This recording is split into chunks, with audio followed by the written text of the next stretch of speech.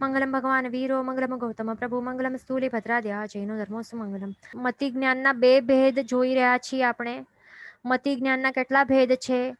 બે ભેદ છે. એક તો છે અશ્રુત નિશ્રિત મતિ જ્ઞાન, જેના 4 ભેદ છે, એટલે 4 બુદ્ધિઓ છે. પ્લસ મતિ જ્ઞાનનો બીજો ભેદ છે શ્રુત નિશ્રિત મતિ જ્ઞાન, જેના 28 ભેદ આપણે બધા જ એક્ઝામ્પલ સાથે જોયા હતા. તો એના આપણે નામ જોઈ લઈએ પહેલા. તો જ્ઞાન પાંચમની જેમણે પણ ક્રિયા કરી હશે, 51 ખમાસમણા જે પણ આપણે આપતા હોઈએ છીએ, તો એમાં આ બધા આવે છે ને નામો, ત્યારે આપણને લાગે આ બધું શું છે. તો હવે આજ તો છે આપણા જે મતિ જ્ઞાનના જે 28 ભેદ છે, તો એ ફર્સ્ટ 28 જે નામો આવેલા છે ને, તો તે જ છે આ મતિ જ્ઞાનના 28 ભેદ. બરાબર. તો હવે નેક્સ્ટ ટાઈમ જ્યારે પણ ક્રિયા કરશો ને જ્ઞાનની, જ્ઞાન પાંચમની ક્રિયા, તો આ બધા જ્યારે આવશે તો ત્યારે આપણને વધારે ભાવપૂર્વક આવશે અને આપણને સમજાશે કે શું આપણે કરી રહ્યા છીએ ક્રિયાઓ. તો અહીંયા આપણે શું જોયું હતું? સ્પર્શનેન્દ્રિય જન્ય શ્રુત નિશ્રિત મતિ જ્ઞાનના આપણે 5 સ્ટેપ્સ જોયા હતા. તો અહીંયા 5 સ્ટેપ્સ આવી ગયા છે. સ્પર્શનેન્દ્રિય વ્યંજનાવગ્ર મતિ જ્ઞાન, પછી સ્પર્શનેન્દ્રિય અર્થાવગ્ર મતિ જ્ઞાન, પછી સ્પર્શનેન્દ્રિય જન્ય ઈહા મતિ જ્ઞાન, પછી સ્પર્શનેન્દ્રિયજન્ય અપાય, સ્પર્શનેન્દ્રિયજન્ય ધારણા. તો આ બધું સેમ આ જ છે.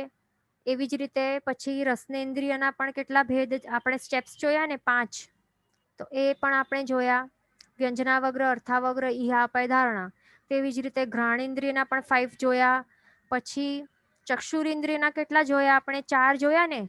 તો આપણે અહીંયા જોઈ શકીએ છીએ કે અહીંયા શું છે? સ્પર્શનેન્દ્રિય, રસનેન્દ્રિય, ઘ્રાણેન્દ્રિય અને શ્રોતેન્દ્રિય છે ને. અહીંયા ચક્ષુરેન્દ્રિય નથી, કારણ કે ચક્ષુરેન્દ્રિયનો વ્યંજનાવગ્ર તરીકે કોઈ આ છે જ નહીં, ભેદ જ નથી. બરાબર ને. એટલે ચક્ષુરેન્દ્રિયનો સીધો શું થાય છે? અર્થાવગ્ર થાય છે. એટલે ચક્ષુરેન્દ્રિયના પણ આપણે 4 સ્ટેપ્સ જોયા. પછી શ્રોત્રેન્દ્રિયના પણ આપણે કેટલા 5 સ્ટેપ્સ જોયા, તો એ પણ આપણે જોઈ લીધું. પછી મનોજન્ય શ્રુત નિશ્રિત મતિ જ્ઞાનના કેટલા સ્ટેપ્સ જોયા? 4 સ્ટેપ્સ જોયા. એમાં પણ વ્યંજનાવગ્રનું ભેદ નથી આવતું. એટલે ટોટલ આપણે 28 ભેદ અહીંયા શ્રુત નિશ્રિત મતિ જ્ઞાનના બધા જોઈ લીધા. બરાબર. આટલું યાદ રાખવાનું. હવે આગળ આપણે શું જોવાના છીએ? શ્રુત નિશ્રિત મતિ જ્ઞાનના આપણે અહીંયા જો કે મતિ જ્ઞાનના ટોટલ 2 ભેદ છે. અશ્રુત નિશ્રિત મતિ જ્ઞાન પ્લસ શ્રુત નિશ્રિત મતિ જ્ઞાન.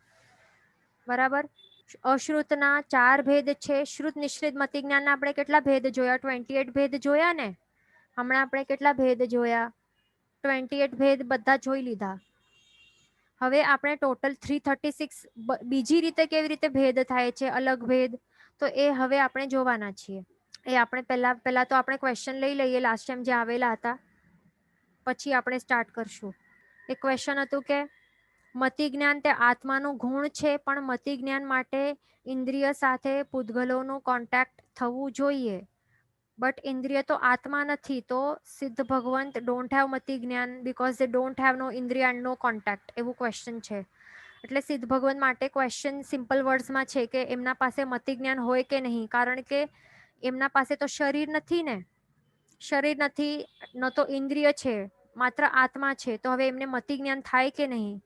આ સારું ક્વેશ્ચન છે. તો આ રાઈટ વાત છે. સિદ્ધ ભગવાન છે ને, તો એમના પાસે મતિ જ્ઞાન, એમને મતિ જ્ઞાનની આવશ્યકતા જ ન હોય ને. કેમ હોય આવશ્યકતા મતિ જ્ઞાનની? કારણ કે એમના પાસે તો અનંત જ્ઞાન છે, કેવલ જ્ઞાન રૂપી અનંત જ્ઞાન છે ને. એમના આત્મામાં સંપૂર્ણ જ્ઞાન પ્રકટ થઈ ગયો છે. તો હવે એમને મતિ જ્ઞાનની જરૂર જ નથી, માત્ર એક કેવલ જ્ઞાન ઇનફ છે. બરાબર. પણ આપણે જ્યારે કેવલ જ્ઞાનનો ટોપિક આવશે ને, તો ત્યારે એના વિશે આપણે હજી આગળ જોઈશું. પણ અહીંયા સમજી લેવાનું કે સિદ્ધ ભગવંત પાસે ઇન્દ્રિય નથી. અને આપણે મતિ જ્ઞાનનું શું જોયું? મતિ જ્ઞાનનું ડેફિનેશન શું છે? કે જે 5 ઇન્દ્રિય અને મન દ્વારા એના વડે જે જ્ઞાન થાય છે, શેનું જ્ઞાન? જે પૂતગલોના જે વિષયો છે એનું જે જ્ઞાન થાય છે, તો તેને મતિ જ્ઞાન કહેવાય છે. બરાબર. તો એમના સિદ્ધ ભગવંત હોય, એમના પાસે તો ઇન્દ્રિય જ નથી, ન તો મન છે. તો એમને મતિ જ્ઞાનનું એના સાથે કાંઈ લેવા દેવા નથી, કારણ કે એમના પાસે એનાથી પણ મોટું શું છે? કેવલ જ્ઞાન છે. એ ધ્યાન રાખવાનું. પછી બીજું ક્વેશ્ચન છે કે અહીંયા ક્વેશ્ચન છે કે તો પછી એવી રીતે કહી શકીએ ને કે મતિ જ્ઞાન એ આત્માનું સાચું ગુણ નથી.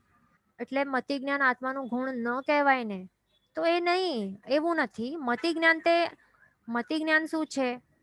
એ આત્માનું ગુણ જ છે. પણ જે જ્ઞાનાવર્ણ્ય કર્મો હોય છે ને, તો એમના ક્ષમના કારણે અમુક પ્રમાણનું જે આત્માનું ગુણ, જે જ્ઞાન ગુણ જે ઉજાગર થાય છે, જે પ્રગટ થાય છે ને, અને જો તે પણ પ્રગટેલું ન હોય ને, તો પણ કેટલી બધી ઇન્દ્રિયો કે આપણે કેટલું પણ સ્પર્શ કરીએ કે કાંઈ પણ જોઈએ કે સ્મેલ કરીએ તો પણ આપણને જ્ઞાન થશે જ નહીં. આત્માને પછી ખબર જ નહીં પડશે, કારણ કે સાધન તો હોવું જોઈએ. એટલે મતિ જ્ઞાન હમણાં આ સ્ટેજમાં આપણા માટે ઇમ્પોર્ટન્ટ છે. એટલે એ મતિ જ્ઞાન છે એ આત્માનું જ ગુણ છે. અને મતિ જ્ઞાનાવર્ણ્ય કર્મોના આવરણના કારણે શું, એટલે જેટલું આવરણ હશે તો એના અનુરૂપે આપણું એટલું પ્રગટેલું હશે, ઉઘાડું હશે ગુણ. અને એના અનુરૂપે આપણે જે વસ્તુઓ છે, પૂતગલો છે, એના જે વિષયો છે, એટલા જ પ્રમાણમાં આપણે એ જાણી શકશું. એના જે 23 વિષયો છે ને, તો એટલા જ પ્રમાણમાં આપણે ઓછા વધારે પ્રમાણમાં આપણે જાણી શકશું. એ ધ્યાન રાખવાનું.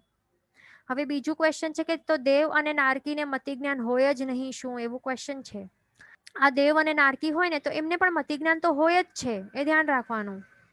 એના વગર તેમની જે બુદ્ધિ છે તો તે કામ નહીં કરશે ને, કારણ કે આપણે શું જોયું, મતિ જ્ઞાન એટલે શું? મતિ એટલે બુદ્ધિ, જે પાવર ઓફ એનાલિસિસ કહેવાય ને. એટલે જે પૂતગલો છે એના જે 23 વિષયો છે, તો એમને જાણવા માટે પાવર ઓફ એનાલિસિસ હોવું જોઈએ. જે આપણે જોઈને આખો પ્રોસેસ જોયું ને, મતિ જ્ઞાનનું પ્રોસેસ શું છે? મેન તો આપણે જો કહીએ શ્રુત નિશ્રિત મતિ જ્ઞાન, તો એનું પ્રોસેસ શું છે? વ્યંજનાવગ્ર, અર્થાવગ્ર, ઈહા અપાય ને ધારણા. તો એ બધું પ્રોસેસ થાય પછી એને ખ્યાલ આવે ને કે શું છે. અને એટલે પાવર ઓફ એનાલિસિસ એમને જે પૂતગલોના જે વિષય છે એમને જાણવા માટે પાવર ઓફ એનાલિસિસ એટલે કે ઈહા અને કન્ક્લુઝન એટલે કે અપાય. તો એ કન્ક્લુઝન ઉપર આવી જ નહીં શકશે કે હા, આ પૂતગલનું આવું વિષય છે. જો મતિ જ્ઞાન ન હોય તો એ બધું એ આવી રીતે એનાલાઇઝ નહીં કરી શકશે, કન્ક્લુઝન ઉપર આવી નહીં શકશે. બરાબર. એટલા માટે દેવ અને નારકીને પણ મતિ જ્ઞાન તો હોય જ છે. 5 ઇન્દ્રિય અને મન દ્વારા પૂતગલોને 23 વિષયોનું જ્ઞાન થાય તો તેને જ મતિ જ્ઞાન કહેવાય છે. અને દેવ અને નારકી બંનેને અહીંયા આપણને ફોટોમાં દેખાય છે. તો આ નારકી છે તો એમને આ વેદના કેવી રીતે થશે? સ્પર્શની અહીંયા વેદના થાય છે ને એમને. તો હવે એને શું થાય છે અહીંયા, જ્યારે આ સ્પર્શ થાય છે તો જે કર્કશ સ્પર્શ છે, તો એ કર્કશપણું જે આપણે જોઈને સ્પર્શના કેટલા છે, સ્પર્શનેન્દ્રિયના કેટલા વિષયો છે? 8 વિષયો છે ને. સ્નિગ્ધ, રૂક્ષ, કર્કશ, મૃદુ, ગુરુ અને લઘુ અને શીત અને ઉષ્ણ, આ 8 સ્પર્શો છે. તો એમનામાંથી જે અહીંયા કર્કશ સ્પર્શ એને ફીલ થાય છે, તો એ કેવી રીતે થશે? એને કેવી રીતે ફીલ થાય છે કે કંઈક આવું સ્પર્શ, ખરાબ સ્પર્શ થયું છે? તો એ મતિ જ્ઞાન દ્વારા જ ને. એ ધ્યાન રાખવાનું. બરાબર. તો એ બંને માટે હોય જ છે, ધ્યાન રાખવાનું. પછી બીજું એક ક્વેશ્ચન છે કે જાતિ સ્મરણ જ્ઞાન ધારણામાં આવે છે તો મનોજન્ય શ્રુત નિશ્રિત મતિ જ્ઞાનમાં અપાય થાય છે, એવું ક્વેશ્ચન છે. તો હવે હવે આપણે આ મનોજન્યનું આપણે પહેલા ક્લિયર કરી લઈએ. પહેલા તો જાતિ સ્મરણની આપણે વાત કરી. તો જાતિ સ્મરણ જ્ઞાન છે ને, તો એ 5 ઇન્દ્રિયોના નિમિત્તથી પૂતગલોના ગુણધર્મોની ધારણા કરતા કરતા એ થઈ શકે છે. કેવી રીતે થાય છે? ધારણા કરતા કરતા. બરાબર. અને કોના નિમિત્તથી? 5 ઇન્દ્રિયોના નિમિત્તથી પૂતગલોના જે ગુણધર્મની જે ધારણા કરે છે, તો ત્યારે એ જાતિ સ્મરણ જ્ઞાન થઈ શકે છે. એટલે કોઈ પણ એકાગ્રતાપૂર્વક કંઈક વિચારી, એટલે એક જ પૂતગલને પકડીને કે એનો આકાર કે કંઈક પણ વિષયને પકડીને એના ઉપર જ વિચારતા રહેવાનું, ધારણા કરવાનું, સ્મૃતિ એટલે ટ્રાય કરવાનું, યાદ કરવાનું, રિકલેક્ટ કરવાનું. તો એના કારણે જાતિ સ્મરણ જ્ઞાન થઈ શકે છે. એટલે એ ધારણામાં આવે છે, તે રાઈટ વાત છે. પછી બીજું પાર્ટ છે ક્વેશ્ચનનું કે તો મનોજન્ય શ્રુત નિશ્રિત મતિ જ્ઞાનમાં અપાય થાય છે કે નહીં. તો હવે આપણે એક્ઝામ્પલથી સમજી લઈએ. જે મનોજન્ય શ્રુત નિશ્રિત મતિ જ્ઞાન છે તો હવે મનનું વિષય શું છે પહેલા એ વિચારવાનું. મનનું વિષય શું છે? ચિંતન અને મનન કરવાનું. એ મનનું વિષય છે, એ ધ્યાન રાખવાનું.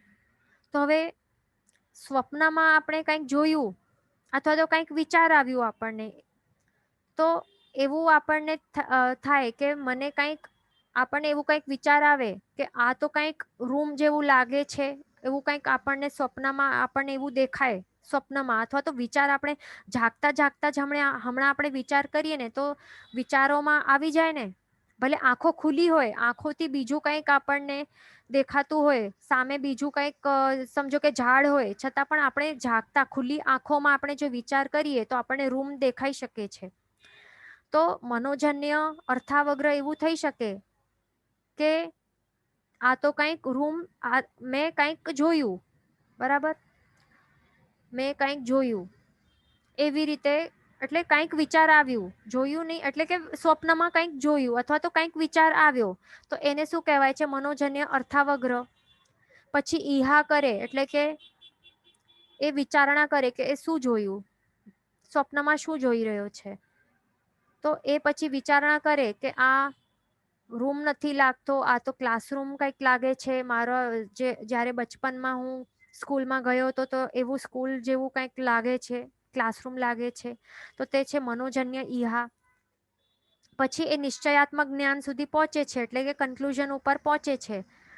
તો તે છે મનોજન્ય અપાય કે હા, આ તો કઈ રૂમ નથી, મારું સ્ટડી રૂમ નથી, આ તો સ્કૂલ જ છે. તો એવી રીતે તેને શું કહેવાય છે? મનોજન્ય અપાય. અને પછી તે યાદ રાખે છે કે હા, આવું આવું જે દેખાયું છે, આવું જે વિચાર આવ્યું છે અથવા તો જે સ્વપ્નમાં દેખાયું છે, તો આ શું છે?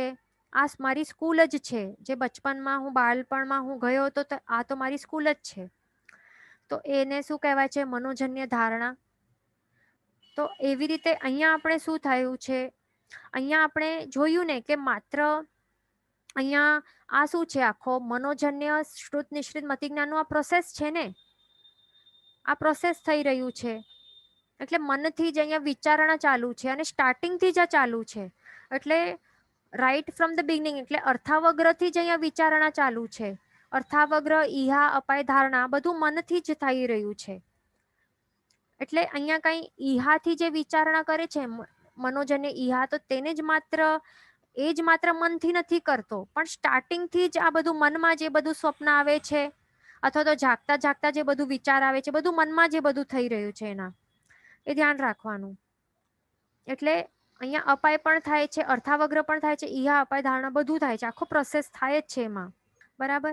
એટલે ધ્યાન રાખવાનું. બીજું, આપણે જો એવી રીતે વિચાર આપણે કરીએ ને કે મને કંઈક દેખાયું, કે કંઈક ટેસ્ટ આવ્યું, કે કંઈક સ્મેલ આવી, કે કંઈક સંભળાયું મને, તો એ બધું વિચારમાં જે પણ આવે છે ને, બધું વિચારો આવે છે ને, વિચારમાં પણ આપણને ટેસ્ટ આવી શકે છે કોઈક વસ્તુનો. તો એ બધું મનોજન્ય શ્રુત નિશ્ચિત મતિજ્ઞાનમાં જ આવે છે બધું. પણ આવા જો વિચારો આવે ને આપણને, તો એમાં આપણને વ્યંજનાવગ્ર થતું જ નથી, કારણ કે આ મનથી જ થાય છે. ડાયરેક્ટ અર્થાવગ્ર થાય છે, કારણ કે આ વિચારો જ આવે છે. આ સાચા કઈ પૂતગલો સાથે અહીંયા કઈ સન્નિકર્ષ થતું નથી. એટલે અહીંયા એક વાત ધ્યાન રાખવાની કે અહીંયા જે મનોજ અને શ્રુત નિશ્ચિત મતિજ્ઞાન છે ને, એના માટે 5 ઇન્દ્રિયોની જરૂર જ નથી પડતી. મનોજન્ય શ્રુત નિશ્ચિત મતિજ્ઞાનને થવાને માટે શેની જરૂર નથી પડતી? 5 ઇન્દ્રિયોની બિલકુલ જરૂર નથી પડતી. એ ધ્યાન રાખવાનું. અને બધું સ્ટાર્ટિંગથી શું થાય છે? બધું મનમાં જ થાય છે. મનમાં જ વિચારણા થાય છે, ચિંતન મનન બધું મનમાં જ થાય છે. અને ચિંતન મનન ઉપર જ, વિચારો ઉપર કે સ્વપ્નો ઉપર જ આ બેસ્ડ હોય છે. એ ધ્યાન રાખવાનું. એટલે ઇન્દ્રિયોનો અહીંયા વ્યાપાર થતો જ નથી. માત્ર અહીંયા મનનું જ અહીંયા બધું વ્યાપાર થાય છે. હવે સમજો કે આપણે એક્ઝામ્પલ લઈને સમજીએ. હા, તો અહીંયા એક્ઝામ્પલથી આપણે સમજીએ કે સમજો કે હમણાં એટ પ્રેઝન્ટ આ સમયમાં આપણી સમક્ષ, આપ બધાની સમક્ષ કંઈ ફૂલ નથી ને સાચો મોગરાનું ફૂલ નથી, છતાં પણ હમણાં આપણે વિચાર કરીને જુઓ, આપ બધા વિચાર કરીને જુઓ મોગરાનો, તો પછી એની સ્મેલ આવી મનમાં કે કેવી સ્મેલ છે? આપણે એ અનુભવી શકીએ છીએ કે કેવી સ્મેલ હોઈ શકે છે, એવું વિચાર કરી શકીએ છીએ ને એની સ્મેલ કેવી હશે. સાચે કઈ સ્મેલ નથી આવી ને, સાચે અહીંયા આપણા અવગ્રહમાં, આપણા રેન્જમાં અહીંયા સાચો મોગરાનો ફૂલ નથી, છતાં પણ વિચારણા આપણે કરી હમણાં, તો પણ મનમાં આવી જશે ને એની સ્મેલ કેવી હશે. પછી સાચે હમણાં કોફી નથી પી રહ્યા, છતાં પણ આપણે જો વિચાર કરશું તો વિચારમાં હમણાં આપણે કોફીનું ટેસ્ટ આવી ગયું ને, એવું ફીલ થયું ને કે કોફીનું ટેસ્ટ એવું છે, બરાબર ને. એટલે વિચારથી આપણે ટેસ્ટ આપણે ખ્યાલ આવી જાય છે. પછી હમણાં એટ પ્રેઝન્ટ આપણે બ્લેન્કેટ ઓઢી રહ્યા, હમણાં બ્લેન્કેટ આપણે ઓઢી નથી રહ્યા, છતાં પણ વિચાર કરશું કે બ્લેન્કેટનું કેવું કોમલ ને સોફ્ટ સ્પર્શ હોય છે, તો એનું માત્ર આપણે વિચાર કરશું ને તો પણ આપણે ફીલ કરી શકશું વિચારો દ્વારા કે કેવું ફીલ હોય છે, એનું સ્પર્શ કેવું હોય છે. બરાબર. અને હમણાં બીજું આવાજ નથી આવી રહ્યું, છતાં પણ આપણે વિચાર કરશું વિચાર દ્વારા હમણાં જ કે જિનાલયનું જે ઘંટનાદ છે તો એનું આવાજ જે એ કેવું હોય છે. તો હમણાં આપણે જો વિચાર કરશું તો આપણા મનમાં એનો આવાજ આવશે આપણને. તો એ બધું કેવી રીતે આવતો હોય છે, એ બધું જે મનોજ અને શ્રુત નિશ્રિત મતિ જ્ઞાન છે તો એ જ આવી જ રીતે હોય છે, એ બધું વિચાર ઉપર જ બેસ્ડ હોય છે. એટલે અહીંયા આપણે જે આ બધું અનુભવ કરવા માટે આ બધું ચાયનું જે ટેસ્ટ છે કે મોગરાની જે સ્મેલ કોફીનું જે ટેસ્ટ છે કે મોગરાની સ્મેલ કે આ બ્લેન્કેટનું સ્પર્શ કે આ ઘંટનાદનો અવાજ, એ બધું હમણાં આપણે એ બધું 5 ઇન્દ્રિયો દ્વારા એની સહાયથી આપણે એ બધું વિષયોને જાણવાની જરૂર નહીં પડી ને, માત્ર વિચારો દ્વારા હમણાં આપણને બધું ખ્યાલ આવી ગયા ને.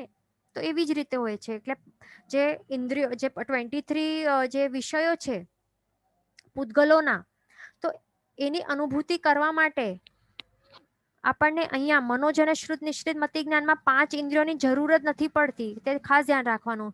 માત્ર વિચારોથી આપણે બધું અનુભૂતિ કરી શકીએ છીએ. અને બીજું સ્વપ્નમાં પણ આપણે સ્વપ્ન પણ અલગ અલગ પ્રકારના જોયા હશે ને, કે આપણે ચાય પીધી આજે, સાચે આપણને લાગે કે સાચે ગુલાબજામુન ખાઈ રહ્યા છે, સાચે થોડી ખાધું છે, બધું પણ ટેસ્ટ આવી જાય છે ને સ્વપ્નમાં. આ બધું આપણે કેટલું બધું સાંભળાય છે, બીજા લોકો સાથે વાતચીત પણ કરીએ છીએ ને, આપણે સંભળાય છે બીજા કોણ વાત કરે છે આપણી સાથે સ્વપ્નમાં. તો વાત તો આપણે સંભળાય કેવી રીતે છે, સાચે આપણા કાનમાં કોઈ આવીને નથી કહેતો ને, આપણે સૂતા છીએ કોઈ આવીને વ્યક્તિ આપણા કાનમાં કંઈક નથી કહેતો, છતાં પણ સ્વપ્નમાં બધું સંભળાય છે. એ બધું કેવી રીતે થાય છે? તો એ બધું મનોજ અને શ્રુત નિશ્રિત મતિ જ્ઞાનની એમાં જ આવે છે. ખાસ ધ્યાન રાખવાનું, એના દ્વારા એ બધું થાય છે. બરાબર. પછી બીજું હજી એક ઇમ્પોર્ટન્ટ ક્વેશ્ચન હતું કે ડુ વી રિમેમ્બર ઓનલી સંગની ભવ્સ, બીજા ભવોની સ્મૃતિ થઈ શકે કે નહીં? એટલે બીજા ભવ એટલે જેમાં મન નથી મળ્યું, એવા જે બીજા ભવો છે જેમાં મન નથી મળ્યું, જેમાં આપણે અસંગની હતા, તો એ બધું આપણને એ બધો ભવોની આપણે સ્મૃતિ થઈ શકે. સ્મૃતિ એટલે કે આપણને યાદ આવી શકે કે નહીં, તો એવો ક્વેશ્ચન છે. તો હવે એમાં એ સમજવાનું છે. એમાં આપણને એક જ વાત યાદ રાખવી જોઈએ કે આપણને સ્મૃતિ ક્યારે થઈ શકે. આપણને પ્રોસેસ છે ને એકદમ યાદ રાખવાનું. સ્મૃતિ ક્યારે થઈ શકે? સ્મૃતિ એ ધારણામાં આવે છે ને. ધારણાના 3 સ્ટેપ્સ છે: અવિચ્યુતિ, વાસના અને ધારણા. તો હવે એક વાત યાદ રાખવાની કે સ્મૃતિ ક્યારે થઈ શકે. સ્મૃતિ એટલે કે કોઈક વસ્તુની યાદ, એટલે રિકલેક્ટ કે કંઈક રિમેમ્બર આપણે કેવી રીતે કરી શકીએ કોઈક વસ્તુની? માત્ર ને માત્ર જ્યારે આપણે એ પર્ટિક્યુલર વસ્તુની બરાબર અવિચ્યુતિ કરી હોય. અવિચ્યુતિ એટલે કે શું? યાદ કર્યું હોય ને પ્રોપરલી, અને એના આત્મા ઉપર એ જે મેમરીઝ છે એ મેમરીઝ આપણે પ્રોપરલી પાડ્યા હોય, એટલે આત્મા ઉપર એના સંસ્કારો કે વાસના પ્રોપરલી પાડી હોય, તો જ આપણને એ બધું યાદ આવી શકશે ને. નહીં તો યાદ જ નહીં આવી શકે. સ્મૃતિમાં એ બધું આપણે સ્મૃતિ નહીં જ કરી શકીએ ને. એટલે યાદ રાખવા આપણે એકાગ્રતાથી આપણને જો પ્રયત્ન કર્યું હશે ને, તો જ તેના સંસ્કારો કે મેમરીઝ આપણે પાડી શકશું આત્મા ઉપર. તો હવે અસંગનીનો ભાવ છે ને, હવે તો અસંગનીના ભાવ વિશે આપણે વાત કરીએ તો અસંગનીના ભાવમાં આપણને મન તો નથી મળ્યું, પણ જેમ કે અહીંયા આપણને ફોટોમાં દેખાય છે આ એન્ટ્સ છે, તો એમના પાસે મન નથી, આ અસંગનીનો ભાવ છે. તો હવે એ લોકો શું કરતા હોય? જે અસંગની જીવો હોય, તો એમની જીવનની પ્રવૃત્તિ કેવી હોય, આખો લાઈફ કેવી રીતે જીવતા હોય? તો એના ઉપર આપણે થોડુંક નજર નાખીએ ને તો આપણને ખ્યાલ આવશે કે માત્ર એમનું એક જ હોય કે આહાર કરવાનું જ હોય. એમને માત્ર આહારમાં જ એમનું આખો જીવન વ્યતીત થઈ જતું. એટલે એક્ઝામ્પલ છે આહારનું. એટલે એટ પ્રેઝન્ટ એમને શું થઈ રહ્યું છે? કોઈક સમજો કે કોઈકથી ભય લાગે તો એ ભાગી જતા હોય, અથવા તો ભૂખ લાગે તો આહાર માટે ભાગમ ભાગ કરતા જાય, મહેનત કરતા જાય. એટલે મેન એમ કહી શકાય કે આહાર કરવાની જે ક્રિયા હોય ને, તો એના ઉપર વધારે ફોકસ રહેલું હોય. તો એના ઉપર ફોકસ વધારે હોય એટલે એનું મિનિંગ શું થયું? એની અવ્યુચિતિ કરી હોય બરાબર, તો એના જ એવા સંસ્કારો એણે એ આત્મા ઉપર પાડ્યા હોય આખા એ ભાવમાં. એટલે કે ઇન શોર્ટ આપણે જો કહીએ તો આ શું છે? આહાર સંજ્ઞા જ છે ને. આહાર સંજ્ઞા જ છે ને. સંજ્ઞા એટલે શું? જે આદત પાડેલી હોય, આત્મા ઉપર જે ગાઢ સંસ્કારો પાડેલા હોય, તો એને જ આપણે સંજ્ઞા પણ કહી શકાય ને. તો એવી રીતે આહાર સંજ્ઞા છે તો તેમને સાથે જ ચાલે. પછી બાકી એ બધું યાદ ન પણ હોય, બીજું બધું શું કર્યું હોય એ ભાવનું. કારણ કે મન તો એનું કેવું છે, અલ્પ વિકસિત હતું ને આ ભાવમાં. મન છે અસંગની ભલે છે પણ અલ્પ વિકસિત મન છે. એટલે અહીંયા એ ધારણા બીજું બધું કરવાનું એ ટ્રાય જ નહીં કર્યું હોય આ એન્ટના ભાવમાં. માત્ર આહાર આહાર આહાર એના ઉપર જ એનું ફોકસ રહેલું હોય. એટલે કે આહાર સંજ્ઞા એટલી ગાઢ કરેલી હોય ને, તો આહાર સંજ્ઞા પછી ચાલે બીજા ભાવોમાં. એટલે બીજા ભાવમાં પણ એને એ જ યાદ આવે કે મને ખાવાનું છે. આહાર સંજ્ઞા એને સતાવતી રહે. આહાર સંજ્ઞા તો એક એક્ઝામ્પલ છે. બીજી ભય સંજ્ઞા પણ હોય, બીજી પણ ઘણી બધી સંજ્ઞાઓ હોય. તો જે ગાઢ કરેલી હોય, જેના સંસ્કારો પાડેલા હોય, તો તે બધું સાથે ચાલે પછી એવું હોય છે. અને બીજું જે પણ જેના સંસ્કારો ન પાડ્યા હોય, તો તે પછી સ્મૃતિમાં પણ નહીં આવી શકે ને. પછી એટલે આપણે કહી શકીએ કે જો યાદ એટલે ન પણ હોય કે આવા આવા ભાવો કર્યા હોય, એવી રીતે કહી શકીએ. કારણ કે શ્રુત નિશ્રિત મતિ જ્ઞાન શું છે? શ્રુત નિશ્રિત મતિ જ્ઞાન તો તે તો પૂર્વના પાડેલા સંસ્કારો ઉપર જ નિશ્રિત છે ને. નામ જ શું છે? શ્રુત નિશ્રિત મતિ જ્ઞાન. એટલે શ્રુતના સંસ્કારો જે આત્મા ઉપર પાડેલા હશે, તો એના ઉપર જ આ નિશ્રિત છે આ જ્ઞાન. બરાબર ને? એના ઉપર જ આધારિત છે. એટલે એ ધ્યાન રાખવાનું. બરાબર.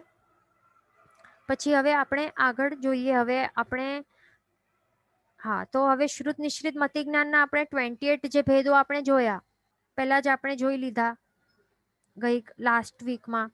હવે આપણે આગળ 336 અલગ રીતે ભેદ થાય છે તે પણ આપણે જોવાના છીએ. અને એ પણ 336 ભેદ હવે કેવી રીતે થશે?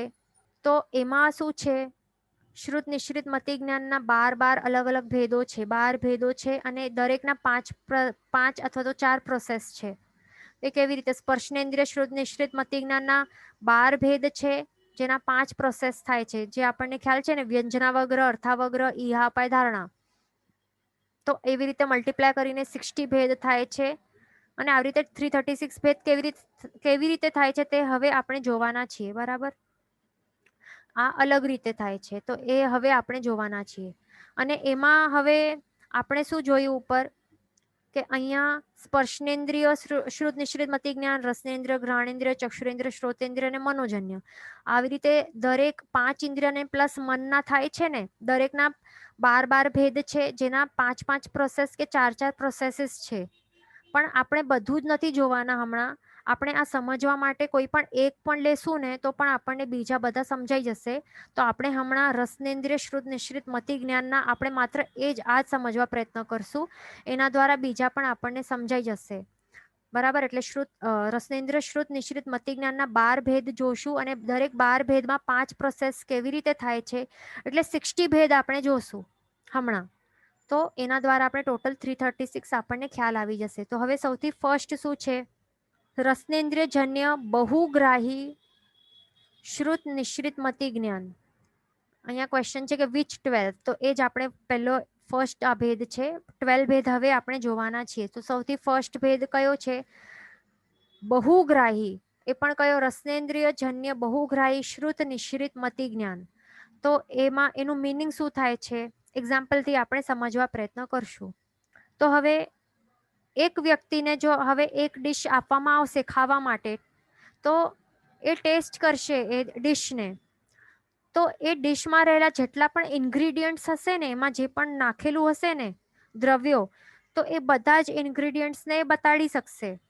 બધા જ ઇન્ગ્રીડિયન્ટ્સના જે વિષયો છે ને, એટલે ટેસ્ટ, જેટલા પણ ટેસ્ટ છે, તો તે બધા અલગ અલગ એ ઓળખી શકશે.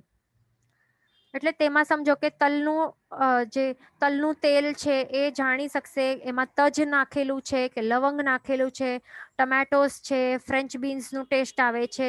એટલે વિષયો જે ટેસ્ટ દ્વારા એ દરેક જે પણ ઇન્ગ્રેડિયન્ટ્સ છે ને, તો એ બધું જ ઓળખી જશે.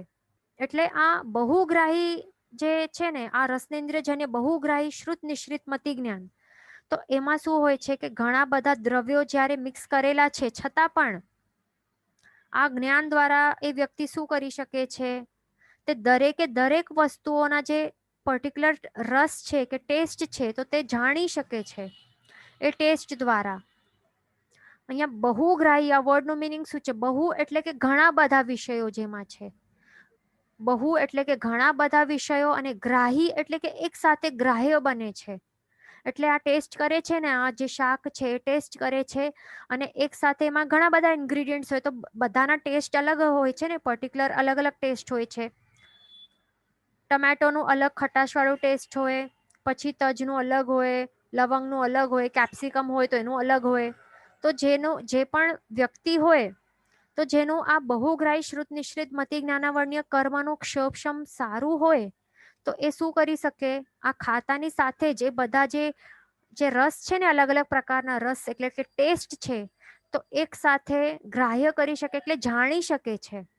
એક ટેસ્ટ કરીને બધા જે દ્રવ્યોના ફ્લેવર્સ એ એક સાથે શું થાય છે, બધું જાણી શકે છે. હવે સમજો કે એને ટેસ્ટ કર્યું ટંગ ઉપર, આ જે શાક છે એને એ મૂક્યું ટંગ ઉપર, જીભ ઉપર, તો જીભનું જે અભ્યંતર નિવૃત્તિ દ્રવ્યેન્દ્રિય છે તો એની સાથે આ બધા જ જે એમાં જે પદાર્થો છે, એમાં દ્રવ્યો છે, આટલા બધા ઇન્ગ્રીડિયન્ટ્સ છે, એ બધા સન્નિકર્ષ થયો ને બધાનું એક સાથે સન્નિકર્ષ થયો, આટલા બધા દ્રવ્યોનો, આટલા બધા એક સાથે મિક્સ છે છતાં પણ બધાને અલગ અલગ ઇન્ગ્રીડિયન્ટ્સ છે તો એ બધાના ટેસ્ટ તે બધાના અલગ અલગ એ જાણી શકે છે કે આ ટમેટોનો ટેસ્ટ એમાં આવે છે, એમાં કાચા કેળાનું પણ ટેસ્ટ છે, પમ્પકિનનું પણ ટેસ્ટ છે, તેલનું પણ ટેસ્ટ, તલનું તેલ નાખેલું છે એ પણ એ જાણી જાય કે અહીંયા એમાં આ બીજું સિંગ તેલ નથી એ પણ એ જાણી જાય. એટલે પર્ટિક્યુલર જે પણ દ્રવ્યો છે બધા ટેસ્ટ એક સાથે જાણી જાય, આટલા બધા. તો એને શું કહેવાય છે? બહુગ્રાહી શ્રુત નિશ્રિત મતિ જ્ઞાન. અને અહીંયા રસનેન્દ્રિયનું આપણે એક્ઝામ્પલ લીધું છે એટલા માટેનું નામ શું છે? રસનેન્દ્રિય જન્ય બહુગ્રાહી શ્રુત નિશ્રિત મતિ જ્ઞાન. બરાબર. અને આ જ્ઞાનનું જે આવરણ કરે છે તો એને શું કહેવાય છે? એ કર્મને રસનેન્દ્રિય જન્ય બહુગ્રાહી શ્રુત નિશ્રિત મતિ જ્ઞાના વર્ણ્ય કર્મ. અને આ કર્મનું ક્ષોભક્ષમ જેટલું સારું હોય એટલું એ પ્રોપરલી આ વ્યક્તિ એ જાણી શકે છે. બરાબર, તે ખાસ ધ્યાન રાખવાનું. અને આ જે ટેસ્ટ છે, આટલા બધા ટેસ્ટ જે એક સાથે જાણી શકે છે ને, તો એનું પ્રોસેસ પણ એવું જ હોય છે જે હમણાં સુધી આપણે જોઈ રહ્યા છે ને, આ જે 5 સ્ટેપ્સનું જે પ્રોસેસ છે તો આવી જ રીતે 5 સ્ટેપ્સમાં આ પ્રોસેસ થાય છે. પહેલા તો વ્યંજનાવગ્ર તો થશે જ ને, કારણ કે આ પ્રાપ્યકારી ઇન્દ્રિય છે રસનેન્દ્રિય, એટલે વ્યંજનાવગ્ર થશે અસંખ્ય સમયો સુધી. પછી છેલ્લા સમયમાં અર્થાવગ્ર થશે કે હા અહીંયા કંઈક આટલા બધા દ્રવ્યોનું કંઈક ટેસ્ટ આવે છે. પછી ઈહા કરશે કે આ એનું છે કે એનું છે, આ બધું અન્વય અને વ્યતિરેક ધર્મથી વિચારણા કરશે. પછી અપાય એટલે કે કન્ક્લુઝન ઉપર આવશે કે આટલા બધા આ દ્રવ્યો નાખેલા છે, એમાં ફ્લેવર્સ આના આના આના છે, એવું કન્ક્લુઝન ઉપર પહોંચશે અને પછી એ યાદ રાખશે, ધારણા કરશે. એટલે આ 5 સ્ટેપ્સનો અહીંયા પ્રોસેસ થાય છે. એટલે અહીંયા આપણે 5 ભેદ જોઈ લીધા. બરાબર. આપણને કેટલા ભેદ જોવાના છે? 336 ભેદ જોવાના છે. પણ હમણાં આપણે માત્ર રસનેન્દ્રિયના જોઈ રહ્યા છે એટલે કેટલા ભેદ જોશું? 60 ભેદ જોશું. બરાબર. કેટલા? 60 ભેદ આપણે જોવાના છીએ. તો આ 5 ભેદ આપણે જોઈ લીધા. શેના જોયા? રસનેન્દ્રિય જન્ય બહુગ્રાહી શ્રુત નિશ્રિત મતિ જ્ઞાન, તે પહેલું ભેદ છે. એટલે જે શ્રુત નિશ્રિત મતિ જ્ઞાન છે ને, એના કેટલા છે? 12 ભેદ છે. કેટલા છે? 12 ભેદ છે. બરાબર. તો આપણે પહેલું ભેદ જોયા અને દરેક 12 દરેક ભેદમાં 5 પ્રોસેસ થાય છે. તો હવે રસનેન્દ્રિયનું જે 12 માંથી પહેલું હમણાં આપણે ભેદ જોયું, બહુગ્રાહી એનું નામ છે. તો એ પહેલા ભેદમાં કેટલા પ્રોસેસ છે? 5 પ્રોસેસ છે. એટલે તે આપણે જોઈ રહ્યા છીએ. બરાબર. 5 પ્રોસેસ છે. હવે બીજું ભેદ આપણે જોશું. બીજું ભેદ છે રસનેન્દ્રિય જન્ય અબહુગ્રાહી, અથવા તો એને અલ્પગ્રાહી પણ કહી શકાય છે. રસનેન્દ્રિય જન્ય અબહુગ્રાહી અથવા તો અલ્પગ્રાહી શ્રુત નિશ્રિત મતિ જ્ઞાન. અચ્છા, અહીંયા ક્વેશ્ચન આવેલું છે કે it means this kind of people are appointed in 5-star hotels. હા, તો એકદમ સત્ય વાત છે કે જે પણ વ્યક્તિઓમાં આવી જે જ્ઞાન છે ને, રસનેન્દ્રજન્ય બહુગ્રાહી શ્રુત નિશ્રિત મતિ જ્ઞાન આટલા પ્રમાણમાં પ્રગટ થયેલું છે, અથવા તો એમ પણ કહી શકાય કે આ પ્રકારનું જે કર્મ છે, બહુગ્રાહી શ્રુત નિશ્રિત મતિ જ્ઞાનાવર્ણ્ય કર્મ, એનું ક્ષપક્ષમ જેનું તીવ્ર હોય, સારું એવું ક્ષપક્ષમ હોય, તો એ વ્યક્તિ, એવા વ્યક્તિ હોય એમને આવા હોટેલ્સમાં અપોઇન્ટ કરતા હોય છે. તો તે અથવા તો ફેક્ટરીઝ માટે પણ ટેસ્ટ કરવા માટે અપોઇન્ટ કરતા હોય. આપણે સાંભળ્યું હશે ને કે આવા જે કહી શકાય કે જેની આવી જે એવી ક્વોલિટી વાળા હોય ને, એવા વ્યક્તિઓ એમને ખાસ અપોઇન્ટ કરીને કેટલા લાખોના પગાર હોય, માત્ર ટેસ્ટ કરવા માટે લાખોના પગાર હોય મહિનાના. કે જે આવા ફેક્ટરી હોય, કાંઈ આઈસ્ક્રીમ ફેક્ટરી હોય, બિસ્કિટ ફેક્ટરી હોય, કે કંઈ પણ એમની એવી કેડબરી કે ચોકલેટની ફેક્ટરી હોય, તો એ ટેસ્ટ કરાવે એમને. તો એમને પ્રોપરલી ખ્યાલ આવી જાય કે એમાં વધારે આ છે, એમાં આ ઓછું છે. એટલે એ બધું પ્રોપરલી પરફેક્ટલી એને ખ્યાલ આવી જાય. એવા વ્યક્તિ હોય. અને કોઈ કેટલાક આવા પણ વ્યક્તિ હોય કે એ તો આપણે આગળ જોવાના છે કે કેવા આ તો રસનેન્દ્રિય છે. જો હવે આપણે ઘ્રાણેન્દ્રિયની વાત કરીએ ને, તો એવા પરફ્યુમ્સ પણ બનાવતા હોય ને, પરફ્યુમ્સની ફેક્ટરીઝ હોય કે જેમાં અનેક ઇન્ગ્રેડિયન્ટ્સ મિક્સ કરીને, અલગ અલગ સ્મેલ વાળા ઇન્ગ્રેડિયન્ટ્સ મિક્સ કરીને પરફ્યુમ બનાવતા હોય, તો એવા પણ વ્યક્તિઓને હાયર કરેલું હોય જેના એવું ઘ્રાણેન્દ્રજન્ય બહુગ્રાહી શ્રુત નિશ્ચિત મતિ જ્ઞાનનું જ્ઞાનાવર્ણ્ય કરવાનું ક્ષપક્ષમ બહુ તીવ્ર હોય કે એ પ્રોપરલી સ્મેલ કરીને જાણી શકે કે એમાં શું શું છે, કે કયા દ્રવ્યો છે, માત્ર સ્મેલ કરીને જાણી જાય આપણે. તો એવા હોય બધા. બરાબર. અહીંયા એક આવ્યું છે સજેશન કે ટી ટેસ્ટર્સ પણ હોય. હા, બીજા ક્વોલિટી કંટ્રોલર્સ એમને કહેવાય. બરાબર છે. આ બધા એવા વ્યક્તિઓને લાખોના પગારો મળતા હોય એમના એવા ક્ષપક્ષમના કારણે. પછી બીજું, હા, અહીંયા એ જ નહીં સમજવાનું કે આ માત્ર મનુષ્ય માટે છે, આ તિર્યંચો માટે પણ આ હોઈ શકે છે. બરાબર, એ ખાસ ધ્યાન રાખવાનું. પછી બીજું આપણે આગળ જોઈએ. બીજું સેકન્ડ ભેદ શું છે? અહીંયા આવેલું છે રિપીટ 12 ભેદ. તો આપણે એક જ ભેદ થયું છે, એટલે 12 ભેદ આપણે એક એક કરીને જોવાના છીએ. બરાબર, એક જ ભેદ થયું છે. પહેલું ભેદ આપણે શું જોયું? બહુગ્રાહી શ્રુત નિશ્ચિત મતિ જ્ઞાન. તે પણ આપણે રસનેન્દ્રિય વાળું જોઈ રહ્યા છીએ. બરાબર. હવે બીજું ભેદ શું છે? બીજું ભેદ છે રસનેન્દ્રિય જન્ય અબહુગ્રાહી અથવા તો અલ્પગ્રાહી શ્રુત નિશ્ચિત મતિ જ્ઞાન. તો હવે આ જે પહેલું આપણે જોયું ને, તો એનું કેવું છે? આ ઓપોઝિટ છે. પહેલું આપણે જે જોયું બહુગ્રાહી, આ જોયું ને આપણે પહેલું બહુગ્રાહી શ્રુત નિશ્ચિત મતિ જ્ઞાન, તો એનું ઓપોઝિટ છે બીજું ભેદ. તે છે અબહુગ્રાહી અથવા તો અલ્પગ્રાહી શ્રુત નિશ્ચિત મતિ જ્ઞાન. તો એમાં શું છે? તો હવે કેટલાક એવા ઓછા આ જે કર્મ છે ને, અબહુગ્રાહી શ્રુત નિશ્ચિત મતિ જ્ઞાનાવર્ણ્ય કર્મના જે ક્ષપક્ષમ જેવું હોય ને, સોરી, મતિ જ્ઞાનાવર્ણ્ય કર્મના ઓછા ક્ષપક્ષમ વાળા હોય, જે અલ્પ બુદ્ધિ વાળા કોઈક એવા કહેવાતા જે વ્યક્તિ હોય, તો જે એમને જો સેમ ડિશ છે ને, આ સેમ શાક એને ટેસ્ટ કરાવવામાં આવે, સેમ એ ટેસ્ટ કરે, અને એમાં ઘણા સેમ ક્વોન્ટિટી ઓફ ઇન્ગ્રેડિયન્ટ્સ એમાં નાખેલા હોય છે, છતાં પણ આ બધાને એક સાથે એ ટેસ્ટ કરે. એ બધા ઇન્ગ્રેડિયન્ટ્સનો એના અભ્યંતર નિવૃત્તિ દ્રવ્યેન્દ્રિયની સાથે સન્નિકર્ષ થાય છે, એક સાથે જ બધું એક સાથે ટેસ્ટ પણ આવે છે એમને, છતાં પણ તે માત્ર તે શાકનું જ ટેસ્ટ જાણશે. એટલે એક અમુક જ ટેસ્ટ જાણી શકશે. એટલે અલગ અલગ ઇન્ગ્રેડિયન્ટ્સ ના ઇન્ડિવિજ્યુઅલ જે ટેસ્ટ છે ને, એ ફ્લેવર્સ એ નહીં જાણી શકશે. બરાબર.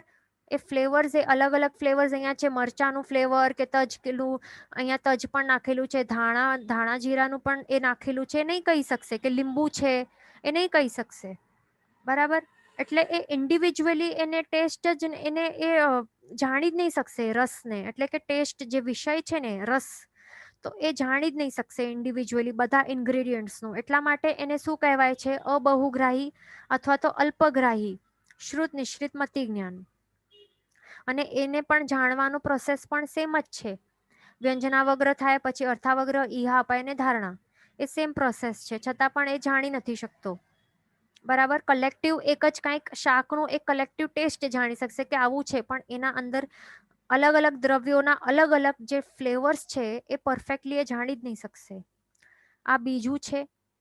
અહીંયા એક આવેલું છે કે ચેટબોક્સમાં કે like we here song when we here lots of instruments.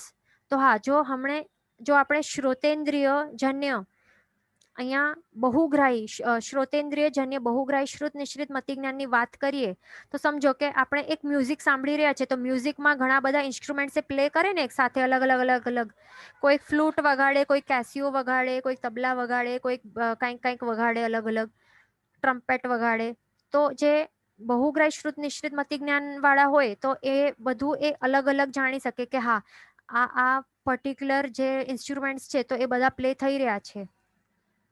બરાબર. પણ જે અલ્પગ્રાહી હોય ને, જે અબહુગ્રાહી કે અલ્પગ્રાહી, જે શ્રોતેન્દ્રિય જન્ય અલ્પગ્રાહી શ્રુત નિશ્રિત મતિજ્ઞાન વાળા હોય તો તેઓ નહીં જાણી શકે. માત્ર એક મ્યુઝિક, એક કલેક્ટિવ મ્યુઝિક એ સાંભળી શકે પણ એ સમજી નહીં શકે કે હા આ તબલાનું પણ અહીંયા અવાજ છે, એમાં આ કેસિયોનું પણ અવાજ છે, ફ્લૂટનું પણ અવાજ છે, એ નહીં જાણી શકશે. એ ધ્યાન રાખવાનું.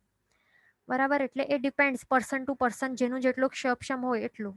હવે ત્રીજું ભેદ છે રસનેન્દ્રિય જન્યમાં આપણે જોઈ રહ્યા છે, પણ એમ ત્રીજું ભેદ શું છે? બહુવિધગ્રાહી શ્રુત નિશ્રિત મતિજ્ઞાન.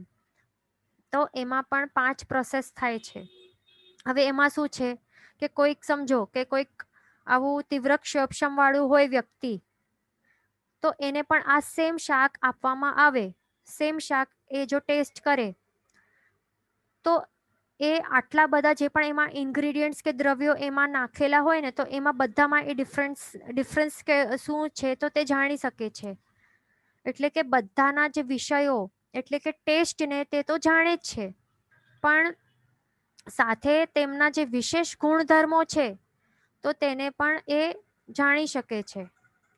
એટલે કે શાકમાં રહેલા બધા જ જે ફ્લેવર્સ છે તો તેને તો એ જાણી શકે છે, પણ સાથે સાથે એમના ગુણધર્મો કે વિશેષ હજી ઇન્ફોર્મેશન પણ જાણી શકે છે કે આ વધારે છે, આ ઓછું છે, અથવા તો આ ડિશ છે તે સાઉથ ઇન્ડિયન સ્ટાઇલમાં જે બનાવનાર વ્યક્તિ છે એણે બનાવ્યું છે, આ એમાં લીંબુ થોડુંક ઓછું નાખેલું છે, સાકર થોડીક વધારે છે, એમાં મરી છે, મરી પ્રમાણસર નાખેલી છે, એ બધું વધારે હજી જાણી શકે છે. એટલે એને શું કહેવાય છે? બહુવિધગ્રાહી શ્રુત નિશ્રિત મતિજ્ઞાન. એ પણ રસનેન્દ્રિય જન્ય વાળું. અને એ જાણવાના પ્રોસેસ પણ 5 એટલે એ પણ 5 પ્રોસેસ દ્વારા જાણી શકાય છે. વ્યંજનાવગ્રહ, અર્થાવગ્રહ, ઈહા અપાય અને ધારણા. તે ધ્યાન રાખવાનું. અને આગળ અહીંયા બહુવિધગ્રાહી લખી લેવાનું. બરાબર. બહુવિધગ્રાહી વ્યંજનાવગ્રહ, બહુવિધગ્રાહી અર્થાવગ્રહ, એવી રીતે. બરાબર. તો આવી રીતે થાય છે. એટલે એમાં પણ શું હોય છે કે બધા જ વિષયોને એટલે ટેસ્ટને એક સાથે જાણી શકે છે, પણ સાથે સાથે તેના જે વિશેષ ગુણધર્મો છે તેને પણ સાથે સાથે બધું જાણી જાય છે એ ખાતાની સાથે. અને એ કોઈ જે તીવ્ર ક્ષમક્ષમ વાળું હોય તો તે વ્યક્તિ માટે સમજવાનું. પછી બીજું આગળ હવે ત્રીજું ભેદ જોઈએ. ત્રીજું ભેદ છે અબહુવિધગ્રાહી અથવા તો અલ્પવિધગ્રાહી. એમાં પણ આપણે રસનેન્દ્રિયજન્ય જોઈ રહ્યા છીએ. એટલે રસનેન્દ્રિયજન્ય અબહુવિધગ્રાહી અથવા તો અલ્પવિધગ્રાહી શ્રુત નિશ્રિત મતિજ્ઞાન એ પણ 5 પ્રોસેસ દ્વારા થાય છે. એમાં શું છે? હવે કોઈક ઓછા ક્ષમક્ષમ વાળું વ્યક્તિ હોય, જે ઓછા ક્ષમક્ષમ વાળું અથવા તો એમ કહી શકાય કે મંદ બુદ્ધિ વાળો કોઈક મનુષ્ય હોય, તો એમને પણ એ સેમ શાક આપવામાં આવશે તો તે આટલા બધા ઇન્ગ્રીડિયન્ટ્સનું એના અભ્યંતર નિવૃત્તિ દ્રવ્યેન્દ્રિયની સાથે સન્નિકર્ષ તો થાય જ છે, છતાં પણ તે બધા ઇન્ગ્રીડિયન્ટ્સને જાણી નહીં શકે. અને તેમાંથી માત્ર કેટલા 1-2 દ્રવ્યોને જ જાણી શકે છે. અને એ 1-2 દ્રવ્યોને જાણી શકે છે અને એના વિશે હજી એ સમજી શકે છે. એ પણ સમજો કે 1-2 દ્રવ્ય એ સાકરને જાણ્યું કે એમાં હા સાકર નાખેલી છે, એને સાકરને ડિટેક્ટ કર્યું, એટલે સાકરને ડિટેક્ટ કર્યું કે અહીંયા મીઠો લાગે છે એટલે એમાં સાકર છે, અને એના વિશે વધારે ગુણધર્મ પણ એટલે વધારે ઇન્ફોર્મેશન એ જાણી શકે છે કે સાકર થોડીક વધારે નાખેલી છે. આ એક દ્રવ્ય એને જાણ્યું. અને બીજું એક દ્રવ્ય જાણી શકશે કે એમાં ટમેટો નાખેલું છે, એ ખટાશ વાળું જે ટેસ્ટ આવ્યું છે તો એમાં ટમેટોઝ નાખેલા છે, ખાટા ટમેટો એ પણ ટમેટો પણ એ ખાટાવાળા યુઝ કરેલા છે. તો એટલે અહીંયા શું થાય છે, માત્ર અહીંયા એક બે દ્રવ્યોને જાણી શકે છે, અને એક જે બે દ્રવ્યોને જાણી શક્યો ને ડિટેક્ટ કરી શક્યો, તો એ માત્ર એ એક બે દ્રવ્યના જ એ જે વિશેષ જે ધર્મો છે, વિશેષ જે પ્રોપર્ટીઝ છે કે વધારે ઓછું છે કે કેવું છે, તો તે જ એ જાણી શકે છે. બરાબર. અને એ જાણવાના પણ અહીંયા 5 પ્રોસેસ છે. વ્યંજનાવગ્ર, અર્થાવગ્ર, ઈહા, અપાય ને ધારણા. બરાબર. એટલે એ ધ્યાન રાખવાનું. એટલે અહીંયા પણ બધું જે આપણે ત્રીજું ભેદ જોયું ને એનું ઓપોઝિટ જ છે ને. આ ત્રીજું ભેદ આપણે શું જોયું? બહુવિધગ્રાહી જોયું. અને આ ચોથું ભેદ છે અબહુવિધગ્રાહી, એટલે એનું ઓપોઝિટ છે. જે ત્રીજો ભેદ હતું બહુવિધગ્રાહી વાળું, તો એ બધા જ દ્રવ્યોને જાણી શક્યો અને બધાના જ વિશેષ જે ઇન્ફોર્મેશન છે તે પણ જાણી શક્યો કે વધારે ઓછા કેટલા છે. પણ આ ચોથામાં શું, એ માત્ર એક બે દ્રવ્યોને જ જાણી શક્યો, ડિટેક્ટ કરી શક્યો, અને એક જે જાણી શક્યો એક બે દ્રવ્યને એના વિશે જે વધારે ઇન્ફોર્મેશન જાણી શક્યો, એટલું જ છે. 4 ભેદ જોયા. હવે 5મું ભેદ જોઈએ. શ્રુત નિશ્રિત મતિ જ્ઞાનનું 5મું ભેદ છે ક્ષિપ્રગ્રાહી શ્રુત નિશ્રિત મતિ જ્ઞાન. અને એમાં આપણે રસનેન્દ્રિયજન્ય જોઈ રહ્યા છીએ. તો રસનેન્દ્રિયજન્ય ક્ષિપ્રગ્રાહી શ્રુત નિશ્રિત મતિ જ્ઞાન એ પણ 5 પ્રોસેસ દ્વારા થાય છે. ક્ષિપ્ર એટલે શું? ક્ષિપ્ર એટલે કે જલ્દીથી, એટલે ફાસ્ટ, ક્વિકલી. અને આમાં જે પણ વ્યક્તિને જેનું ક્ષોભક્ષમ વધારે હોય, જે આ કર્મનું ક્ષોભક્ષમની તીવ્રતા જેની સારી હોય, તો એ ફટાફટ એટલે સ્પીડમાં એ ક્વિકલી એ જાણી શકે છે. જે ટેસ્ટ છે એને કોઈક એવું શાકનું ટેસ્ટ કરાવવામાં આવે તો તરત જ ઝડપથી જ ટેસ્ટ કરીને ફટાફટ ઓન ધ સ્પોટ એક જ સેકન્ડમાં એ ઝડપથી બધા જ એના પ્રોસેસ થઈ જાય. 5 પ્રોસેસ થઈ જાય. એટલે વ્યંજનાવગ્ર, અર્થાવગ્ર, ઈહા, અપાય, ધારણા એકદમ સ્પીડમાં થઈ જાય. અને જલ્દીથી એ વ્યક્તિ ટેસ્ટ કરતા જ એ આ શાક આ ટીંડોળીનું છે તો તે આવી રીતે ડિટેક્ટ કરી લેશે, એ જાણી જશે. આ શાક કાકડીનું નથી પણ ટીંડોળીનું છે. એવી રીતે એને બોધ ખૂબ જ ઝડપથી થઈ જાય છે ટેસ્ટ કરતાની સાથે જ. અને આ ટેસ્ટનું જે એટલે વ્યંજનાવગ્ર ફટાફટ થઈ જાય છે, અર્થાવગ્ર પણ બહુ ફાસ્ટ થાય છે, ઈહા પણ એકદમ ફાસ્ટ થાય છે. એટલે વિચારણા પણ ફટાફટ કરી લે છે કે આ કાકડીનું નથી, આ ટીંડોળીનું છે. પછી અપાય ઉપર એટલે કે કન્ક્લુઝન પણ એકદમ ફાસ્ટ આવી જાય છે, અને યાદ પણ ફાસ્ટ રાખી દે છે. ધારણા પણ સ્પીડમાં થઈ જાય છે. તો એને કહેવાય છે ક્ષિપ્રગ્રાહી શ્રુત નિશ્રિત મતિ જ્ઞાન. અને એ કોણ કરી શકે છે? જે આવા હોય ને, જેમનું આ કર્મનું સારું એવું ક્ષમક્ષમ હોય તો તે કરી શકે. બીજું આપણે ક્યારેક ટીવીમાં જોયું હશે ને, અંતાક્ષરી રમતા હોય, તો અંતાક્ષરી રમતા હોય કંઈક ટ્યુન વગાડતા હોય પાછળથી, અને ટ્યુનને આપણને ડિટેક્ટ કરવાનું હોય કે આ ટ્યુન કઈ છે, તો થોડુંક ટુમ કરીને આવું વગાડે અને ઓન ધ સ્પોટ કેટલાક ત્યાં બઝર વગાડી નાખતા હોય છે કે આ ટ્યુન આ મૂવીની છે અને આ છે ને તે છે. તો એટલે એ બધું આવી રીતે એટલે બહુ ફાસ્ટ એવી રીતે એ જાણી શકતા હોય છે. તો એમના માટે કહી શકાય કે શ્રોતેન્દ્રિયજન્ય ક્ષિપ્રગ્રાહી શ્રુત નિશ્રિત મતિ જ્ઞાન એમનું સારું એવું ઉઘાડ રહેલું હશે. એવી રીતે જાણવું. પછી નાના બાળકો પણ હોય કેટલાક, તો એમને પણ કંઈક ફોટો બતાડીએ તો ક્લાસમાંથી ઘણા બધાને સેમ ફોટો બતાડીએ, છતાં પણ કોઈક એક બે જે આપણે કહીએ કે સ્કોલર સ્ટુડન્ટ્સ છે, તો એક બે એકદમ ઓન ધ સ્પોટ બાળક એ ફટાફટ ડિટેક્ટ કરી લે કે આ ડોગનું છે કે કંઈક પણ જે પણ ફોટોમાં હોય, તો એ ફટાફટ એ ડિટેક્ટ કરી લે છે. તો એમના માટે કહી શકાય કે એમનું ક્ષોભક્ષમ તીવ્ર છે. એ ધ્યાન રાખવાનું. બરાબર. તો હવે પછી આપણે છઠ્ઠો જોઈએ. છઠ્ઠો ભેદ તે છે અક્ષિપ્રગ્રાહી. એનું ઓપોઝિટ છે. એને બીજું નામ છે ચીરગ્રાહી. શું છે? રસનેન્દ્રજન્ય અક્ષિપ્રગ્રાહી અથવા તો ચીરગ્રાહી શ્રુત નિશ્રિત મતિ જ્ઞાન. આ પણ 5 પ્રોસેસથી જ થાય છે. અક્ષિપ્ર એટલે શું? આપણે ક્ષિપ્ર જોઈએ ને કે જલ્દીથી થાય, તો અક્ષિપ્ર એટલે સ્લોલી થાય. એનું ઓપોઝિટ છે સ્લોલી થાય, એટલે વિચારીને ધીરે ધીરે થાય, બહુ સમય લાગે, ઘણું કાળ કાઢી નાખે. એટલા માટે એને ચીરગ્રાહી પણ કહેવાય છે. ચીરગ્રાહી એટલે જે વિષયો છે એને ગ્રહણ કરવા માટે બહુ વધારે ચીરકાળ એટલે ઘણું લાંબુ સમય લગાડે છે. એના માટે એનું એવું નામ છે. તો જેનું આ કર્મનું ક્ષયોપશમ જેનું મંદ હોય, તો એના કારણે પૂતગલોનો જે વિષયો છે એનું બોધ પણ એને બહુ સ્લોલી થાય છે. એટલે વિચારી વિચારીને એને એક એક બોધ થાય છે. એટલે પહેલા તો વ્યંજનાવગ્ર પણ સ્લો થાય, પછી અર્થાવગ્ર પણ સ્લોલી થાય, પછી વિચારણા ઈહા પણ બહુ સ્લોલી થાય વિચારી વિચારીને. એટલે કંઈક હવે અહીંયા ટેસ્ટ કર્યું છે આ શાક, તો આ ટિંડોળાનું હશે, કાકડીનું હશે, વિચારતો રહે, ટેસ્ટ કરતો કરતો વિચારતો રહે કે શું હશે. પછી અપાય ઉપર પણ ઘણા સમય બાદ આવે છે કે નહીં આ તો ટિંડોળાનું જ શાક છે, ઘણું વિચારી વિચારીને લાંબો કાળ કાઢે એ. એટલે આપણી જેમ કહી શકાય કે આપણામાંથી ઘણા બધાનું આપણું આવું હોઈ શકે કે બહુ વાર લાગતી હોય છે કેટલાકને.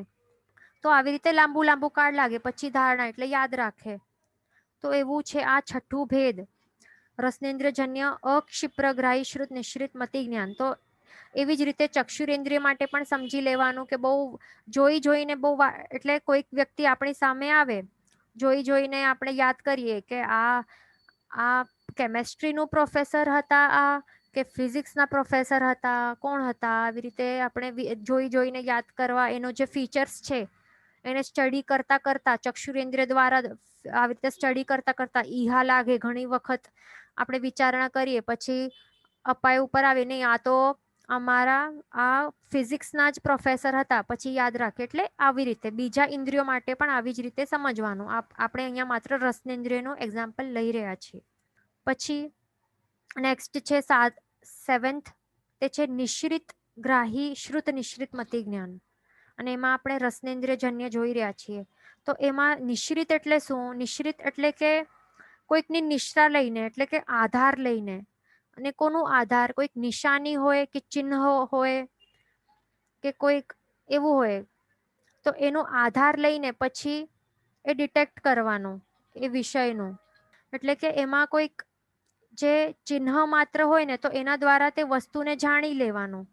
તો તેને કહેવાય છે નિશ્રિત ગ્રાહી શ્રુત નિશ્રિત મતિ જ્ઞાન. ફોર એક્ઝામ્પલ, કોઈક એવું શાકને ટેસ્ટ કર્યું, તો એમાં 5 પ્રોસેસ થાય છે. એના બાદ એને અપાય કર્યું, એટલે કન્ક્લુઝન કર્યું કે અહીંયા એમાં કાંદાનું ટેસ્ટની જાણ થઈ એને, અને તેના દ્વારા એનું નિશ્ચયાત્મક બોધ એટલે કે અપાય થયું કે આ શું છે, આ તો અભક્ષ્ય ભોજન છે, આ જૈન નથી. અને પછી તે એવું યાદ રાખે. બરાબર. એટલે કાંદાનું અહીંયા એને શું લીધું? એક ચિહ્ન તરીકે લીધું કે આ જૈન ભોજન નથી, નોન જૈન છે. તો એટલે અહીંયા જૈન ભોજન નથી એનું એ કન્ક્લુઝન ઉપર આવવા માટે એને શેની જરૂર પડી? કાંદાના ટેસ્ટની. બરાબર. તો એને કહેવાય છે નિશ્રિત ગ્રાહી શ્રુત નિશ્રિત મતિ જ્ઞાન. એ પણ રસનેન્દ્રિય જન્ય છે. બરાબર. હવે આગળ 8મું છે એનું ઓપોઝિટ, રસનેન્દ્રિય જન્ય અનિશ્રિત ગ્રાહી શ્રુત નિશ્રિત મતિ જ્ઞાન. એ પણ 5 પ્રોસેસ દ્વારા થાય છે. એમાં ઓપોઝિટ છે, એમાં એને કોઈ પણ પ્રકારના લિંગની કે નિશાનીની જરૂર નથી પડતી. એટલે એનો આશ્રય કે એનો આધાર લીધા વગર જ એ વસ્તુને જાણી લે છે. એટલે કોઈક એવું તીવ્ર ક્ષોભક્ષમ વાળું વ્યક્તિ હોય ને, તો એ અમુક એવું ટેસ્ટ વગર જ સમજી જાય કે આ ભોજન જૈન નથી. એટલે એને કઈ એવું પર્ટિક્યુલર કાંદાનું ટેસ્ટ આવશે તો જ એને ખબર પડશે કે હા જૈન નથી, એવું કઈ નથી એમના માટે. કાંદાના ટેસ્ટ વગર જ એ સમજી જશે. એટલે બીજા જે એના ગુણધર્મોનો આધાર તો લેશે જ, કારણ કે આ શું છે? શ્રુત નિશ્રિત અનિશ્રિત ગ્રાહી છે ને, અનિશ્રિત ગ્રાહી શ્રુત નિશ્રિત મતિ જ્ઞાન છે. એટલે આધાર વગર એને ખ્યાલ આવી જાય છે કે આ ભોજન તે જૈન નથી, માત્ર એ સ્વરૂપથી જાણી લે છે. એટલે અહીંયા કઈ કાંદાની જ પર્ટિક્યુલર નિશાની છે તો એનો આશ્રય નથી લેતો, પણ સ્વરૂપથી જે જાણી લે છે કે આ જૈન ભોજન નથી. આવી રીતે. બરાબર. પછી નેક્સ્ટ 9મું છે સંદિગ્ધ ગ્રાહી શ્રુત નિશ્રિત મતિ જ્ઞાન. તો સંદિગ્ધ એટલે શું? સંદિગ્ધ આ વર્ડનો મિનિંગ છે કે સંશય, ડાઉટ વાળું. તો હવે એમાં શું થાય છે કે કોઈક આવી રીતે કોઈક વસ્તુનો આવી રીતે ટેસ્ટ કરે છે, અને એ વસ્તુનો જે વિષય છે એનું ટેસ્ટ છે, તો એ પણ એ જાણે છે કે હા આ ટિંડોળાનું શાકનું ટેસ્ટ છે.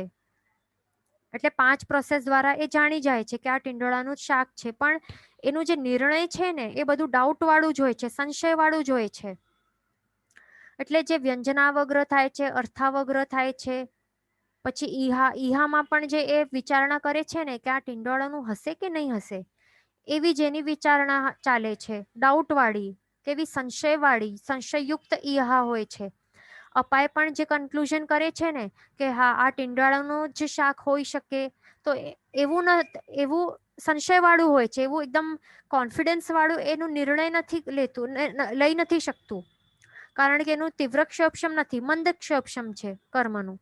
એટલા માટે એનું ડાઉટફુલ હોય છે કે આ ટીંડોળાનું જ લાગે છે, એનું જ હોઈ શકે છે, એવું ડાઉટફુલ જ હોય છે. પછી ધારણા પણ એવી જ કરે છે, યાદ પણ એવું જ રાખે છે કે આ લગભગ આ ટીંડોળાનું જ હશે, એટલે લગભગ એવું હોય છે એનું. એટલે સંશય એનું કન્ટિન્યુઅસલી આ 5 પ્રોસેસમાં રહેલું હોય એવું આપણી સાથે ઘણી વખત થયું હશે ને. આપણે બહાર ક્યારેક ખાવા માટે જતા હોઈએ તો ત્યારે આવું સંદિગ્ધ વાળું જ હોય છે. ફૂલ કોન્ફિડન્સ વાળું આપણને ક્યારેક કોઈ જે વિષયો છે એનું બોધ થતું નથી, તો તે આવશે સંદિગ્ધ ગ્રાહી શ્રુત નિશ્રિત મતિ જ્ઞાનમાં. તો અહીંયા રસનેન્દ્રિયની અહીંયા જેમ વાત છે તો તેવી રીતે ચક્ષુરેન્દ્રિય કે સ્પર્શનેન્દ્રિયનું પણ કોઈ પણ હોઈ શકે, 5 ઇન્દ્રિયોનું કે મનનું પણ હોઈ શકે છે, તે ધ્યાન રાખવાનું. પછી 10મું છે રસનેન્દ્રિયજન્ય અસંદિગ્ધ ગ્રાહી શ્રુત નિશ્રિત મતિ જ્ઞાન. તો આ ઓપોઝિટ છે, એનું નામ શું છે? અસંદિગ્ધ ગ્રાહી. એટલે કે એમાં શું છે, એમાં ફૂલ કોન્ફિડન્સ છે, એમાં જરા પર સંદેહ રહેલું નથી એમાં. એટલે જે એના 5 પ્રોસેસીસ ચાલે છે ને વિષય જાણવા માટે, કંઈક એને ટેસ્ટ કર્યું પછી એના જે પ્રોસેસ ચાલે છે ને 5, તો એના દ્વારા એને જે બોધ થાય છે ને, તો એ ફૂલ કોન્ફિડન્સ વાળું હોય છે, સંશય વિનાનું હોય છે. બરાબર, કે જેનું ટેસ્ટ કર્યું છે આ ટીંડોળાનું જ શાકનું જ ટેસ્ટ છે, એટલે ફૂલ કોન્ફિડન્સ વાળું જ એનું આવું બોધ હોય છે એમાં. એટલે કોઈ તીવ્ર ક્ષોભક્ષમ વાળું હોય તો એના માટે આ સમજવાનું. બરાબર. પછી 11મું અને બીજા ઇન્દ્રિયો છે એના માટે પણ સેમ જ સમજવાનું. ચક્ષુરેન્દ્રિય હોય, સ્પર્શનેન્દ્રિય હોય, જે પણ હોય, કે કંઈક એને સમજો કે કંઈક ટચ કર્યું તો આ સ્પર્શ જે છે તો તે તેલનું જ છે એવું કોન્ફિડન્સ વાળું એનું નિર્ણય હોય, તો એને શું કહેવાય છે? અસંદિગ્ધ ગ્રાહી શ્રુત નિશ્રિત મતિ જ્ઞાન. પછી 11મું આપણે જોઈએ તે છે રસનેન્દ્રિય જન્ય ધ્રુવગ્રાહી શ્રુત નિશ્રિત મતિ જ્ઞાન. એ પણ 5 પ્રોસેસ દ્વારા થાય છે. ધ્રુવ એટલે શું? ધ્રુવ એટલે કે સ્થિર. ધ્રુવ તારો હોય ને, ધ્રુવ તારાને ધ્રુવ કેમ કહેવાય છે? કારણ કે આપણને સ્થિર લાગે છે નોર્થ ડિરેક્શનમાં. એટલે ધ્રુવ વર્ડ આવે તો એનું મિનિંગ શું યાદ રાખવાનું? કે સ્થિર. સ્થિર રહે એટલે કે શું? એટલે પ્રોપરલી યાદ રહે છે. એટલે આપણે સમજો કે કોઈક નવું ડીશ ખાવામાં આવે તો 5 પ્રોસેસ દ્વારા એનું આપણને જે ટેસ્ટ છે, એનું વિષય છે, એની જાણ થાય છે. પણ જે કર્મોનું ક્ષોભક્ષમ આટલું તીવ્ર હોય ને કે એક જ વારમાં એ ટેસ્ટ કર્યું ને તો તે સ્થિર રહી જાય છે બરાબર, એટલે એકદમ યાદ રહી જાય છે, એકદમ બરાબર યાદ રહી જાય છે. એને કહેવાય છે ધ્રુવગ્રાહી શ્રુત નિશ્રિત મતિ જ્ઞાન.